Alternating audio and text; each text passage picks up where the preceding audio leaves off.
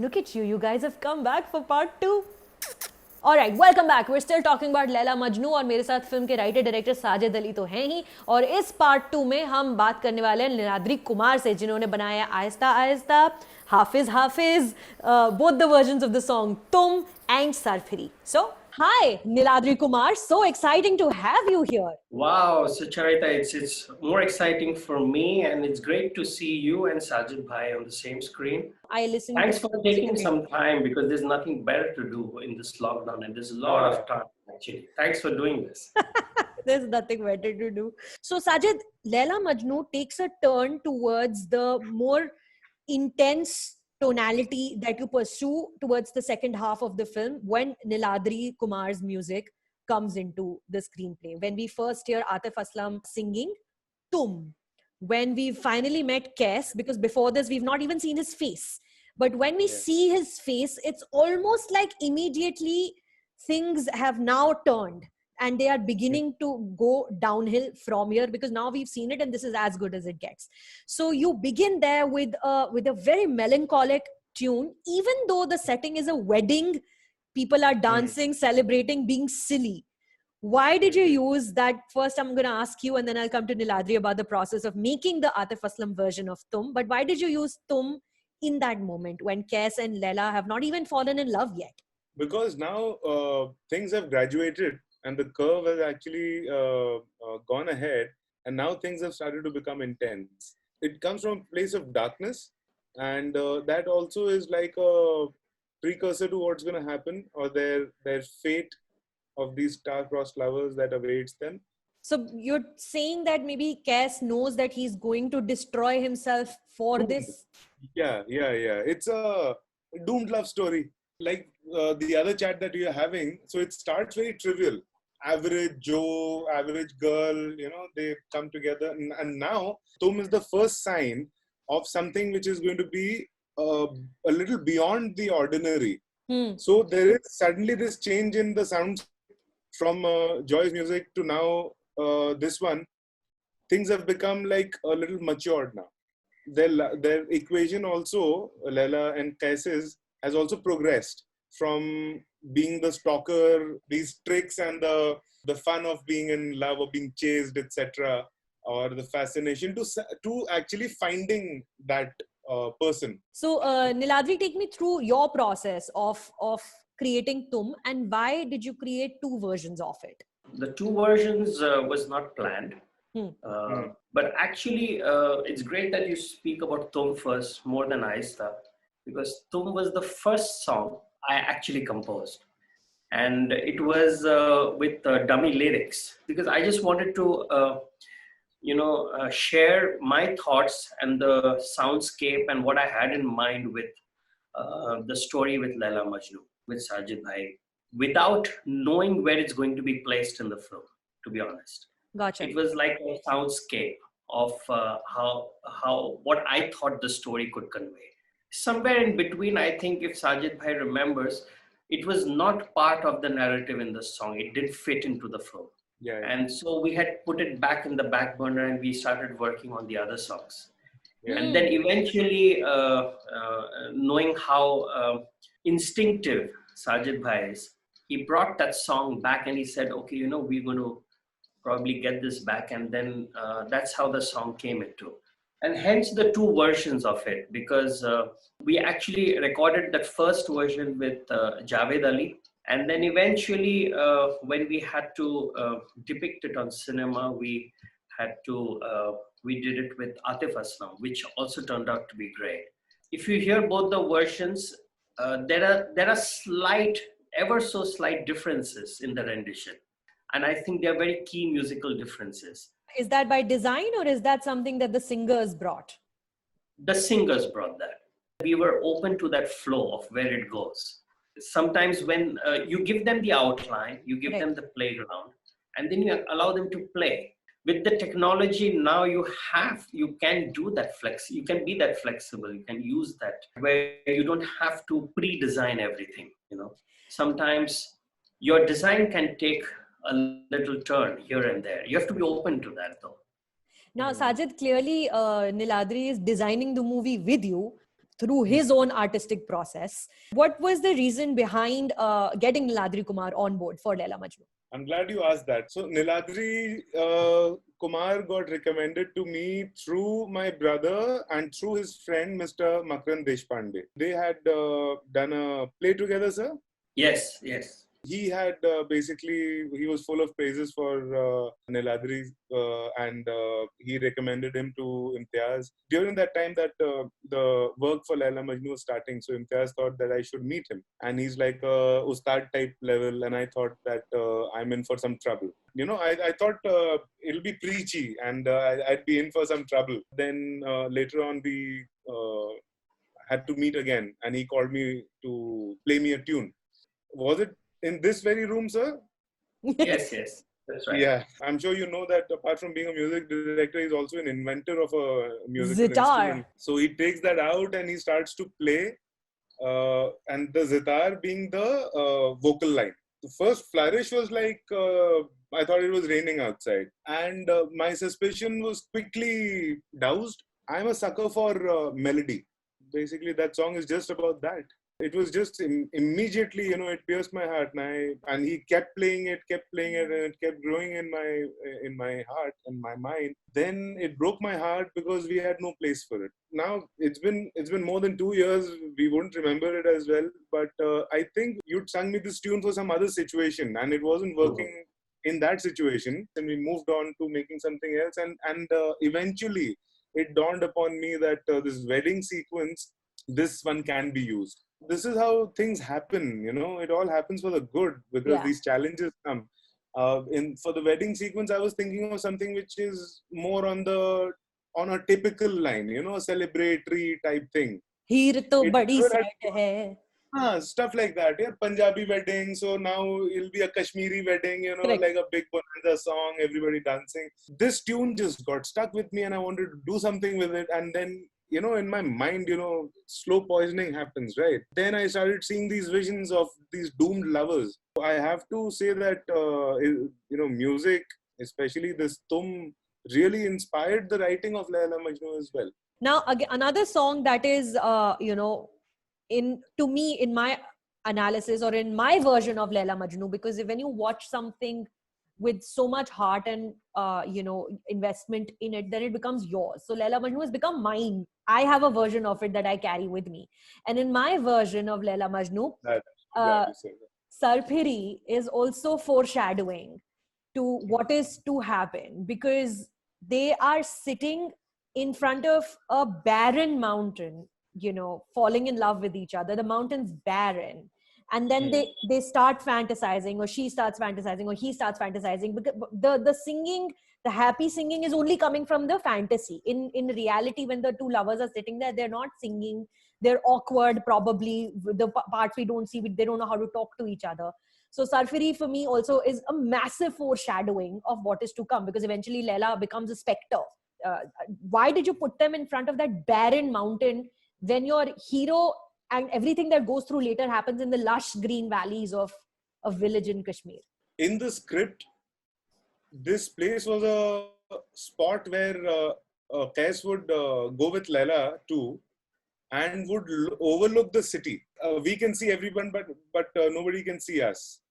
So that kind of became the place, and we started looking for places, and there were many in around Srinagar. This particular one really fascinated me because of the barrenness, and also, you know, because the obvious thing that this is going to turn out barren.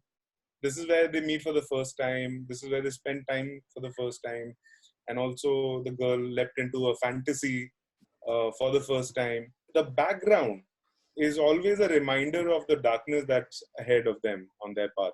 So I am reading it right. It is set there for a purpose, for foreshadowing what is to come. Yeah, although it was after the recce that we did that these things came in my mind. Otherwise, it was just like we were looking at another place called the Pari Mahal, which has a better vantage point. Ultimately, we moved here. We compromised the vantageness of it. But because the background was so apt, I guess, for the love story that had to be unfolded. And Niladri, take me through your process of making Sarphiri. I actually had this song while I was composing for Laila Majnu. I just happened to hear this scratch that I had created long back. For some reason, I just mailed it to Sajid Bhai.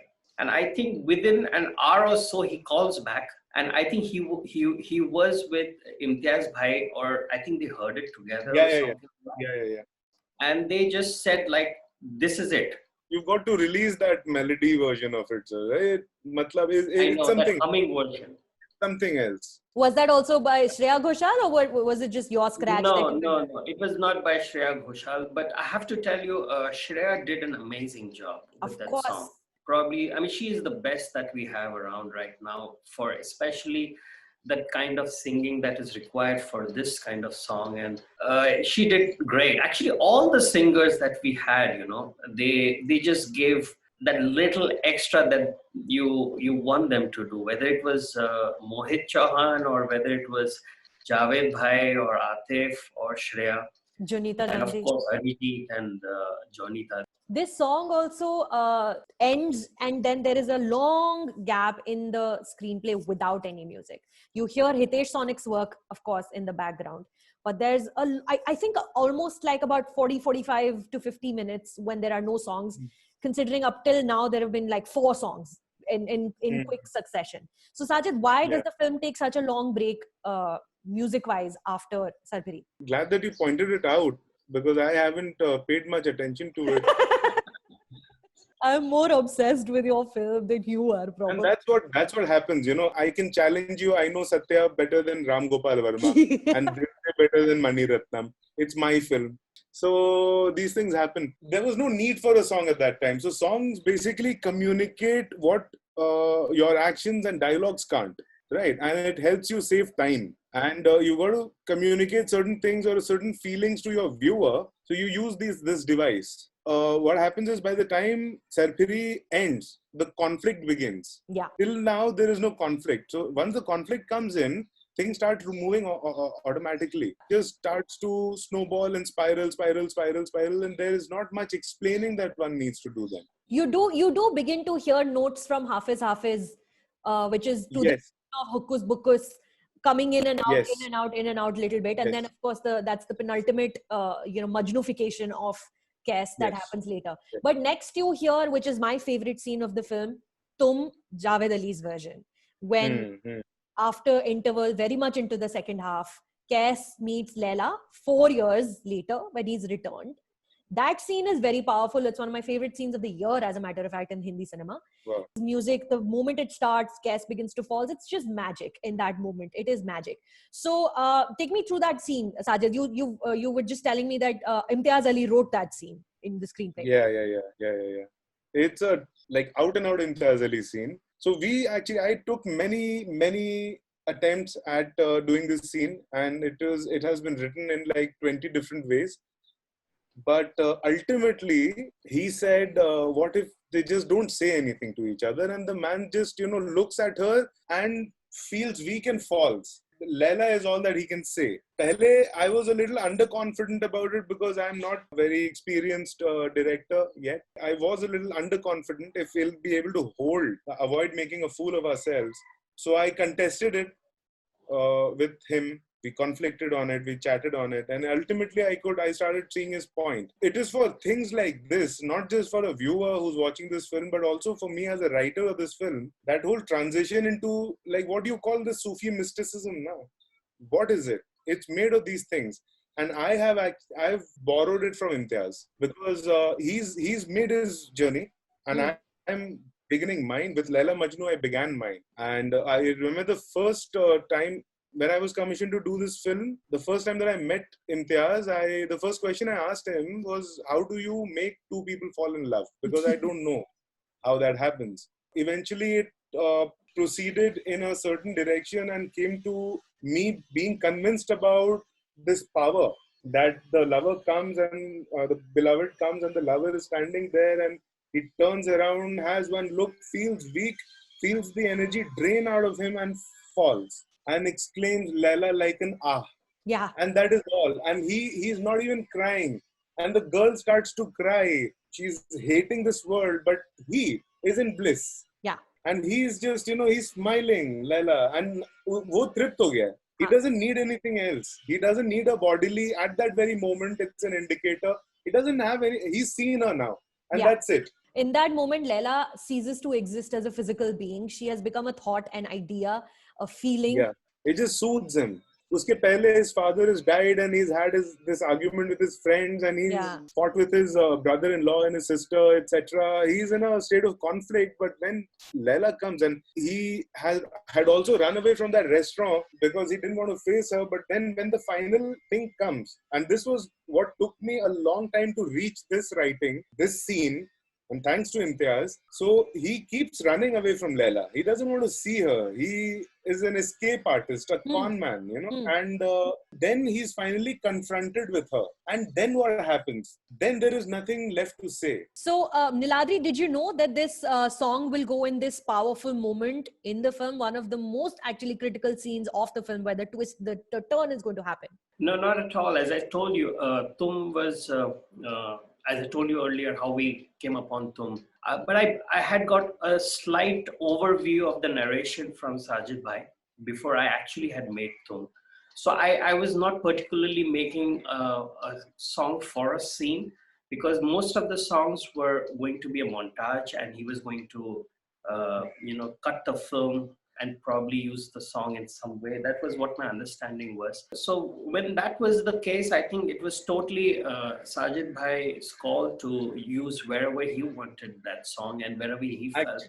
And I felt comfortable with one thing, I have to tell you before we progress to the other part. I've worked with a few people, but with Sajid Bhai, as he first said, he's a sucker for melody. For me as a musician, the way I've been trained and what we learned, and we are known to make melodies, and especially coming from a classical background, we are trained to turn one melody in various ways. So it comes a little natural to a musician who's trained in classical music. And for me, that I knew that he understood that melody as well as I did, and what that feeling, that melody conveys. The fact that you played it so well, anybody, a Gadha will also understand, sir. No. It's not. It's about It's about where it touches, because a melody, a music can evoke various feelings. Yeah. So if we are in that same page with that, I knew that wherever he would use it and whatever he would do with it, it would be the perfect place. I wouldn't be a judge to if it had come here or there, or that's not. Something that I was. So what was your reaction when you finally saw the way it was placed in the film? Unfortunately, there was only one screening for us, and that too in really big sofas, which was so comfortable with the air conditioning on. I was almost falling asleep. No. But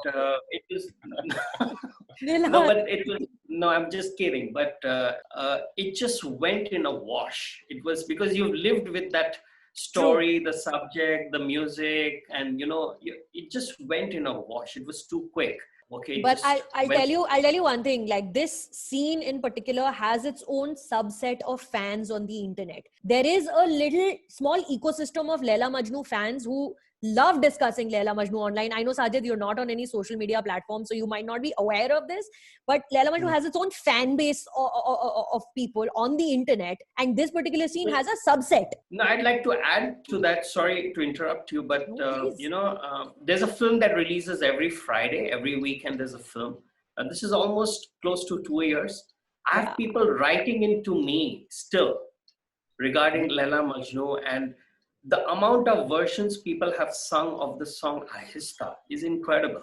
The young singers who are sending me versions of Aahista, I wish they had sent me earlier, because then you discover some great voices also, But it's still going on. Big, long hangover. One thing I'd like to say about Tum and the placement, the Javed Ali version that comes in the ruins, and that moment, that scene that you're talking about, that credit solely goes to Hitesh Sonic. So he had done something else with it. After a few days, called me for another sitting, and he played the film and he let me watch, and suddenly this song comes. And I'm expecting another version of it, maybe some instrumentation, but the lyric line also starts. The vocals come, and it's like a full-on song. And it got me really confused. And we started debating about it. Really, like he asked me to trust him. Yeah. And the second time that I that I saw it, it just, filled in all the voids and just like tied the scene together. So that was like a surprise discovery for me as well. Thanks to Hitesh Sonic. It's a bunch of things that make this moment. Hitesh is amazing. He Hitesh is a brilliant. He's been around for such a long time and he's done so much work. He's brilliant. And that explains why he's one of the senior guys, Go digging and you'll find Hitesh Sonic's name on so much work that has come out of the Hindi film industry in the last couple of years. Jonita Gandhi and Arijit Singh have sung the next song, Aahista, which is the first song that plays on the jukebox when you go to YouTube to listen to the music of Laila Majnu, which kind of feels like an extension of Tum. The songs begin with the same word. So Niladri, I want to start with you because Aahista is a very, very popular song, probably the most popular song on the album. You said half the most important thing, half of it you said it already. I did. So it's a derivative of Tum. When Tum was not working, we had to think of a love song. I had to compose a love song. The first half of Tum, if you hear, I have to just check that there is a chord progression that happens, which is exactly the same as Tum. And in the same progression, a totally new melody fit in, like a glove. And I had played that to Sajid Bhai. And of course, I was playing it on my sitar to denote to him that, it can be like this. And he immediately got it. He said, let's go ahead with this. And that's how Aahista actually built over, it took a while. Aggie, if you remember, Sajid Bhai, he was programming this. Of course. And he did about 8 or 9 versions of this, of Aahista. And somehow something was not working for me. And then it took a lot of work in terms of trying to figure out what zone it can go into. As I said, that you have to be a little bit open to that. Okay, let's see if you're going to an unknown territory, maybe something will come out of it. And then Arijit's rendition, especially. And Sajid, I know I've said this about every song, but this song also is a shift in the character of Kes and in the story, because while Laila is saying to him to wait, he is losing his mind slowly. Aahista means 2 different things to both the protagonists in that moment. I mean, I know I should ask Irshad Kamil also this question, but jab unse baat hogi tab puchenge. But what is the thought process behind Aahista for you as a creator? So I wanted something to remind us of the good times. This idea came about of maybe extending Tum into that, because it came naturally to Niladri sir. It was really like, I jumped at that option. Even before the film was made and I would just listen to these songs, it just kind of became like a melancholic cry almost already, and very naturally, because it reminds you of that time when they had first like spoken to each other in a celebration of a wedding. And the happy exchanges between them. And now this man, after so many years, remembers that time with a lot of pain. Yet it is sweet, because aisa nahi hai ki there is no hope lost. He is going to get the girl, but it's going to take some time. I'm sorry. It's going to take time. This time is killing him. So there is the sweetness of Tum in it, and also the cry, wailing of this man. And that gets amplified by the calling of Laila by Jonita, and the cry of Majnu's heart by Arijit. And also Avinash Tiwari in that moment is just spectacular when he's retreated to that house up on the hill. On a lighter note, when we were recording Jonita for Aahista, Sajid Bhai follows Portugal, the football team in World Cup. And the World Cup quarterfinals, I think Portugal was in quarters.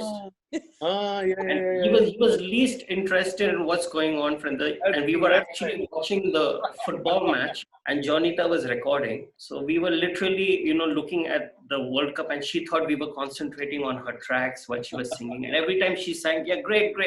Let's do another one, Poor Jonita, poor girl. She realized that afterwards, but it was done by. Yeah, it was too late. Acha, one Easter egg I've noticed here, Sajid, on my watching today morning. Please ask me to F off if you think I'm really just reaching faltu mein. But this is an Easter egg. After Aahista Aahista, when Kes descends the hill and he's coming back to that little cottage that he's living in, the zipper of his jacket with the two ties hanging on the side, it's making an M. Is that by design, M for Majnu, or am I just being an idiot right now? Because I really want to find meaning in everything. Well, I also noticed that, but it's basically we are both fools. Because in that moment, Kes has become Majnu. Na? That is the first time he becomes Majnu properly. And his zipper says M. I'm like, if this is by design, it's very cheesy, but very cool. Yeah, this was actually after it happened. I also it struck me as well. I'm so proud of myself right now. I can't even tell you. Okay, and now here the music and Kes become one because we go into Hafiz, the one and only, sung by Mohit Chauhan. Niladri, you fused Hukus Bukus, which is a traditional Kashmiri song, with Irshad Kamil's lyrics, Hafiz, where the music is the film in that really long sequence. Well, Hokus Pokus, the reason Hokus Pokus is there is entirely because of Sajid Bhai, because he had this idea of incorporating it. But I have to go a little further behind with Hafiz. Sajid Bhai, Irshad Bhai, and me were in this very room.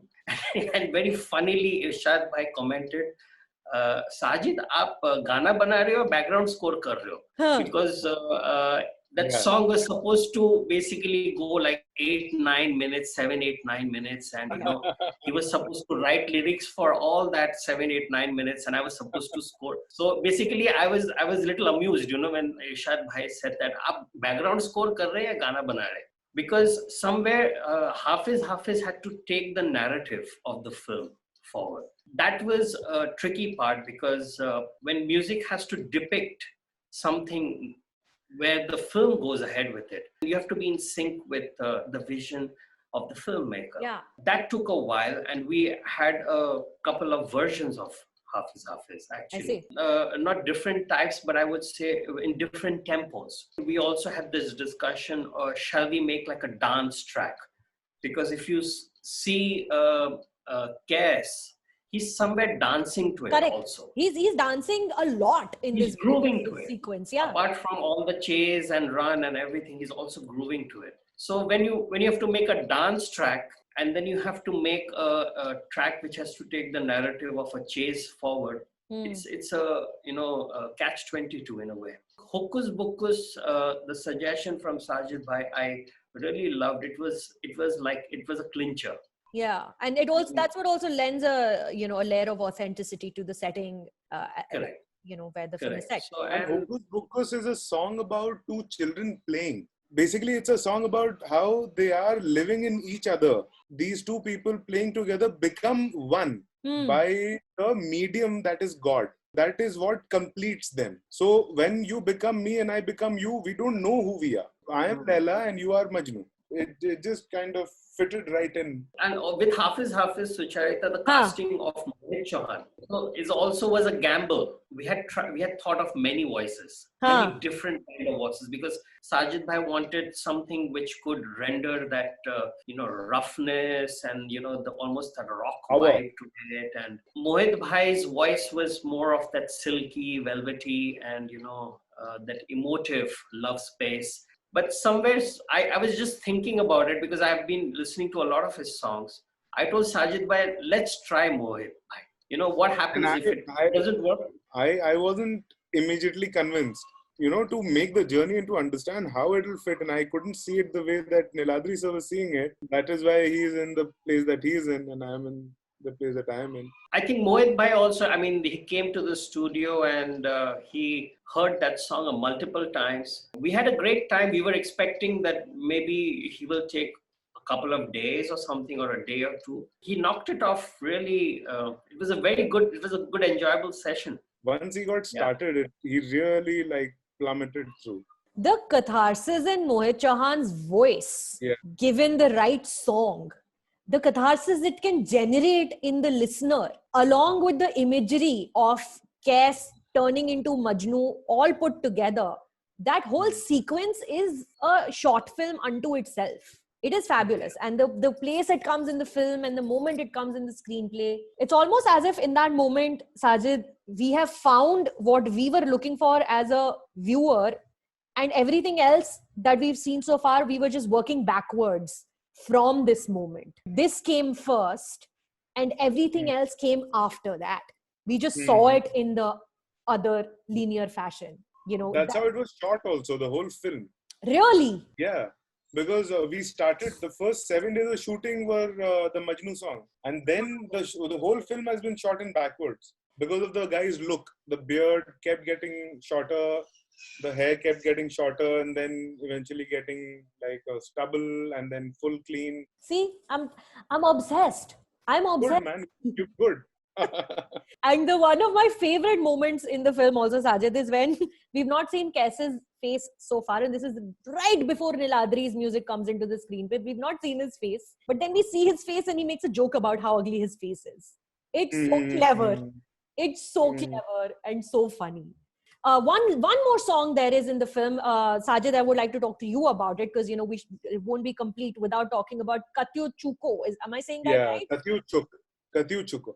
Okay, and that is by a band called Alif? Yeah, by Muneem, Mohammed Muneem, who's sung that song, and he's done it with Alif, which he's a part of.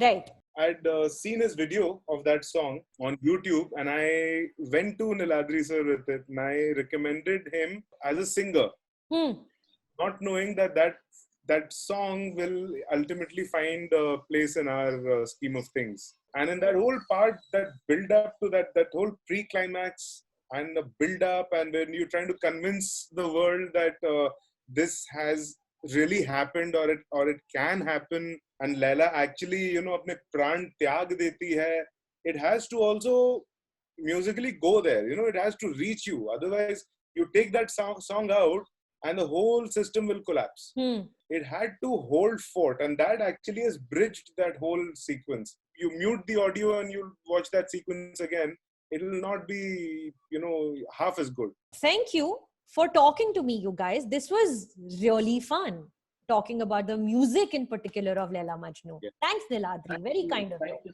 And thanks to Mr. Rishad Bhai. And he's been actually the guiding force behind this whole adventure. Like Aahista, I know that we almost begun to talk about Irshad Bhai's involvement. Ek jo thehrav, and where nothing is happening and all that, the way he's been able to bring it, and with clarity, without making it complicated, making it really simple, just for you to understand that what this man is feeling. I say a lot of people have also come back to me saying that, yeah, why did he go mad? Because he was going to get the girl anyway, so why couldn't he have waited? For the people who got it, it is only because of Irshad Bhai that they got it, because he was able to tell them, to convince them that ye jo waiting hai na, this whole Aahista, very beautiful, are yaar, fuck you, very beautiful. I need things to happen, Yeah. I've waited far too long.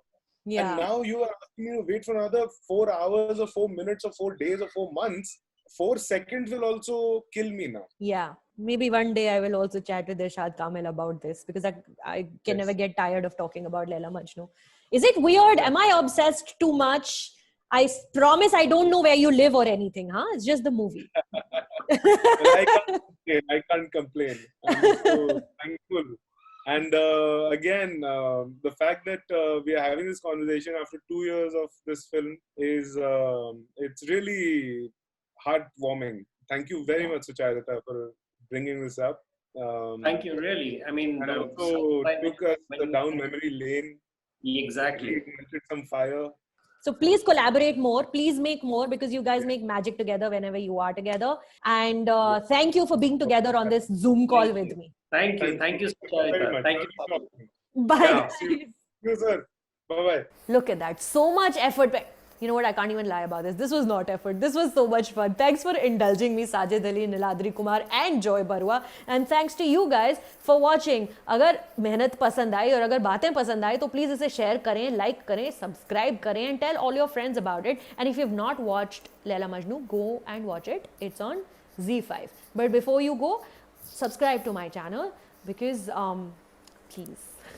Bye.